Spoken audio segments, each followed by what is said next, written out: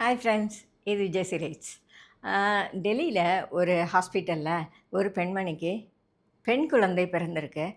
அவங்க அது வரைக்கும் தனக்கு ஒரு ஆண் குழந்தை பிறக்கும் அப்படின்னு எதிர்பார்த்துக்கிட்டு இருந்திருக்காங்க. அந்த குழந்தை இப்படி பெண்ணாக பிறந்ததும் அவங்க போய் அந்த குழந்தைய வேண்டான்னு சொல்லி அங்கே இருக்கிற குப்பை தொட்டியில் போட போயிருக்காங்க. அங்கே இருந்த ஒரு திருநங்கை பெண்மணி என்ன சொல்லியிருக்காங்க, அந்த குழந்தைய எனக்கு கொடுத்துருங்க, நான் வளர்க்குறேன் அப்படின்னு சொல்லி. அப்போ இன்னொருத்தர் போய் அந்த அம்மாகிட்ட, "அம்மா நீ ஏன் சோறுக்கு வழி இல்லாமல் கஷ்டப்படுற? நீ இப்படி இந்த பாப்பாவை எடுக்கலாமா? உன்னால் வளர்க்க முடியுமா?" அப்படின்னு. அப்போ அவங்க சொல்லியிருக்காங்க, "கண்டிப்பாக நான் வளர்ப்பேங்க. ஒரு குழந்தை இல்லாததோடைய கஷ்டம் என்னன்னு எனக்கு தான் நல்லா தெரியும்." அப்படின்னு அவங்க சொல்லி வாங்கிட்டு போயிருக்காங்க.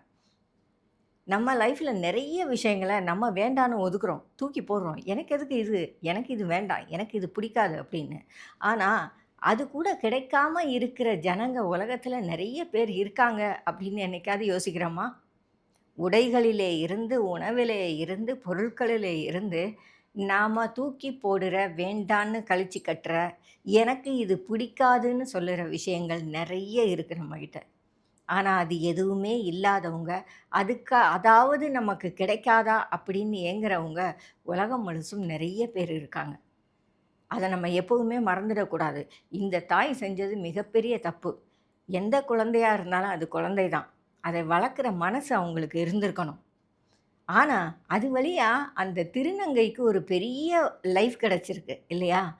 அதுக்கப்புறம் அவங்க ஒரு ஃபியூ இயர்ஸ் கழிச்சு பார்த்தப்போ அவங்க சொன்னாங்க, "நான் என் பிள்ளைய வளர்க்கறதுக்காகவே என்னோட லைஃப நெறைய டிசிப்ளினுக்குள்ள கொண்டு வந்துட்டேன். அவள நல்ல ஸ்கூல்ல படிக்க வைக்கணும், பெரிய ஆளா ஆக்கணும். அவ வாழ்க்கையை நானு அருமையா எடுக்கணும். வாழறதுக்கு அவள தயார் பண்ணணும்." அப்படின்னு அவங்க சொல்லியிருந்தாங்க.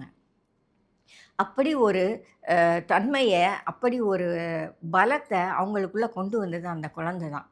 ஒரு அம்மாவுக்கு தேவைப்படாத ஒரு குழந்தை, இன்னொருத்தர் வாழ்க்கையில எப்படி ஒரு பெரிய ஊன்றுகோலா ஆச்சு அப்படிங்கிறது இது நமக்கு ஒரு பாடமா இருக்கு. நம்ம லைஃப்லயும் நிறைய விஷயங்கள நம்ம அப்படி யோசிக்கலாம்.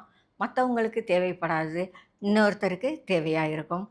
ஒருத்தருக்கு வேண்டாதது, இன்னொருத்தருடைய வாழ்க்கையில மிகப்பெரிய ஊன்றுகோலா இருக்கும். இல்லையா?